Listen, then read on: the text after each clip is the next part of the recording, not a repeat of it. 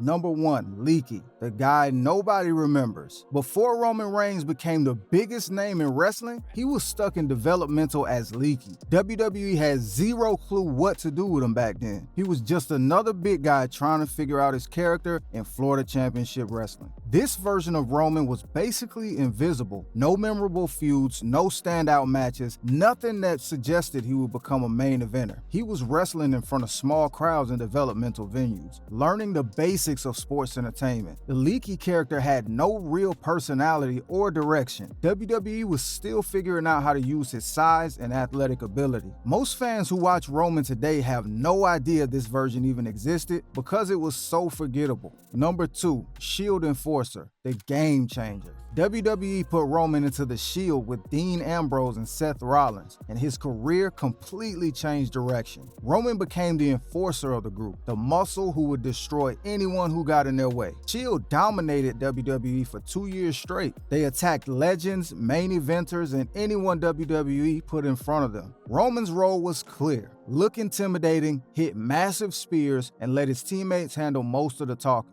During this period, Roman was genuinely popular with fans. He wasn't being pushed as a solo star yet, so there was no corporate agenda behind his success. The Shield felt organic and dangerous, and Roman was a major part of that success. Number 3, the Big Dog. When things started going wrong. After the Shield broke up, WWE immediately positioned Roman as their next top star. They gave him the Big Dog nickname and started pushing him as the company's new golden boy. Roman kept most of his Shield presentation, the music, the gear, the entrance through the crowd, but now he was flying solo and WWE was clearly grooming him to be the next John Cena. The corporate push was obvious to everyone watching. The booking during this period was relentless. Roman was constantly in main event matches, getting title opportunities and winning big feuds whether fans were into it or not. WWE was determined to make him their guy regardless of crowd reactions. Number 4, Superman Roman, peak fan rejection.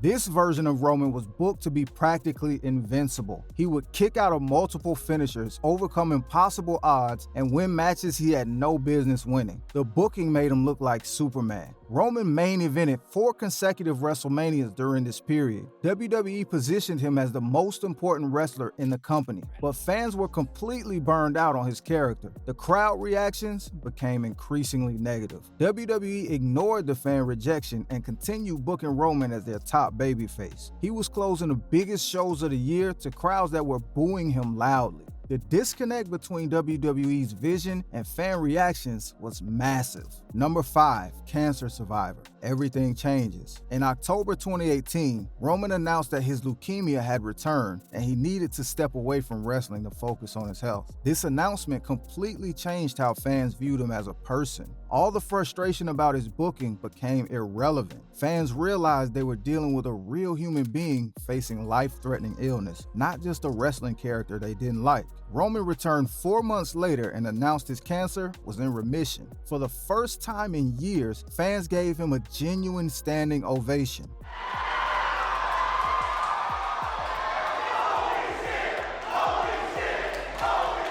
The reaction was completely authentic. People were genuinely happy to see him healthy and back. Number 6, Hollywood Roman, the part-timer. After his cancer battle, Roman started working on projects outside wrestling. He appeared in movies, did talk show interviews, and became WWE's mainstream representative. His wrestling schedule became lighter during this period. This version showed Roman expanding his brand beyond just being a wrestler. He was building a career in entertainment while still maintaining his WWE commitments. The reduced schedule made his wrestling appearances feel more significant. Roman wasn't dominating WWE programming every week during this time. He remained a star but wasn't the focal point of every show. This gave other wrestlers more spotlight while Roman explored other opportunities. Number 7, face of the company Roman, the final push. WWE made one last major attempt to establish Roman as their undisputed top babyface. They positioned him as the face of the company and the wrestler who would lead WWE into the future. The character still had the same fundamental problems as before. Roman was being presented as the hero, but fan reactions remained lukewarm at best. The forced nature of his push was still obvious to audiences. This period proved that traditional babyface Chief's booking wasn't going to work for Roman long term. WWE needed to completely change direction if they wanted him to reach his full potential as a character.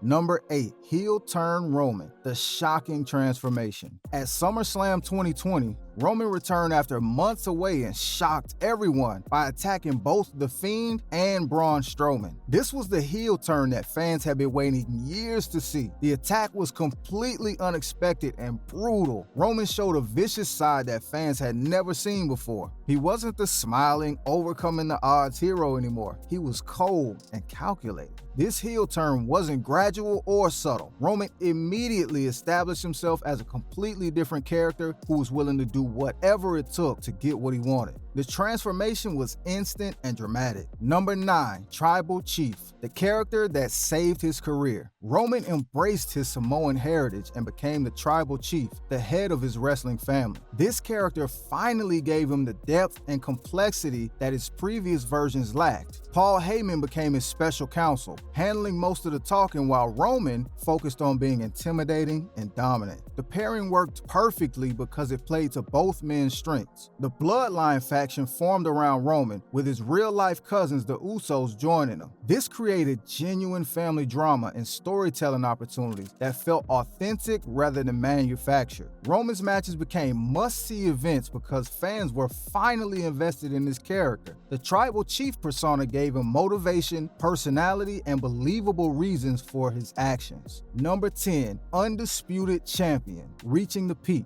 Roman unified the WWE and Universal Championships, becoming the first undisputed champion in nearly 20 years. This version operated on a completely different level from everyone else in WWE. His Universal Championship reign lasted over 1,000 days, making it one of the longest title reigns in modern WWE history. Roman rarely appeared on weekly television, making his matches feel like special events. Every championship defense became a major storyline because Roman had reached the top of the mountain. Fans genuinely believed he might lose because the character work made every challenger feel legitimate. Number 11, Part-Time Tribal Chief, the final form. Current Roman appears sporadically on WWE programming, making each appearance feel like a major event. He's transcended normal weekly television and operates more like a special attraction. When Roman shows up, everything else in WWE stops. His appearances drive major storylines and create genuine excitement because fans never know when they'll see him next. This schedule has made Roman more valuable as a performer. He doesn't oversaturate WWE programming, so when his music hits, it genuinely feels important. The part-time approach has maximized his impact. Roman has completed his evolution from forgotten developmental wrestler to the most dominant figure in modern WWE. The Tribal Chief character proved that finding the right persona can completely transform a wrestling career.